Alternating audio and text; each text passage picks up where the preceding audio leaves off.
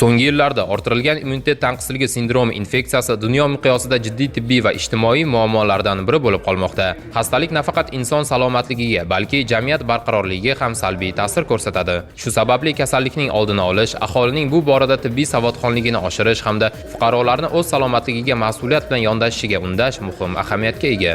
Ayniqsa infeksiyaning yuqish yo'llari va himoyalanish choralarini keng targ'ib qilish bugungi kunning dolzarb vazifalaridan biridir. Kuni kecha Metallurg madaniyat saroyida Toshkent viloyati hokimligi bilan hamkorlikda kombinat dekorativ guruhiga kiruvchi, ya'ni mehnat faoliyati oziq-ovqat mahsulotlari va ichimlik suvini ishlab chiqarish, saqlash, tashish hamda sotish, shuningdek bolalarni tarbiyalash bilan bog'liq bo'lgan ishchi xodimlar uchun tashkil etilgan targ'ibot tadbiri ana shu maqsadlarga xizmat qildi.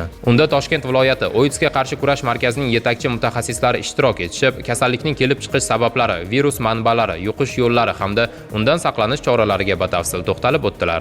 So'zga chiqqan shifokorlar Bekzod Odilov va Abror Jo'rayevlar xastalikka qarshi kurashish faqatgina tibbiyot xodimlarining emas, balki davlat tashkilotlari, keng jamoatchilik hamda fuqarolarning birgalikdagi sa'y harakatlari orqali samarali natija berishini alohida ta'kidlashdi.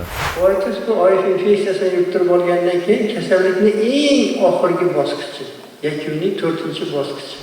OKMK xodimlari kasaba uyushmasi kengashi tibbiy sanitariya qismi bosh shifokori Abdujabbor To'xtaboyev tadbirning asosiy maqsadi aholini ushbu kasallik haqida ogohlantirish, uning oldini olish hamda sog'lom turmush tarziga da'vat etish ekanligini qayd etdi.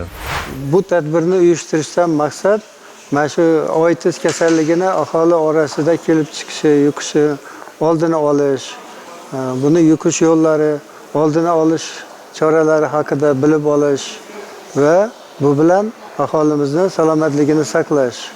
Bu bo'yicha tadbirlarimiz yana davom etadi.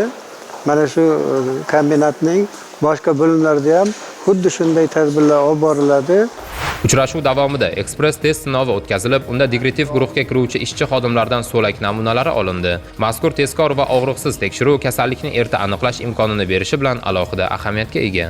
Ta'kidlash joizki, OIDSga qarshi kurash barchamizning vazifamiz. Zero inson salomatligi jamiyat boyligi, sog'lom avlod esa yurt taraqqiyotining mustahkam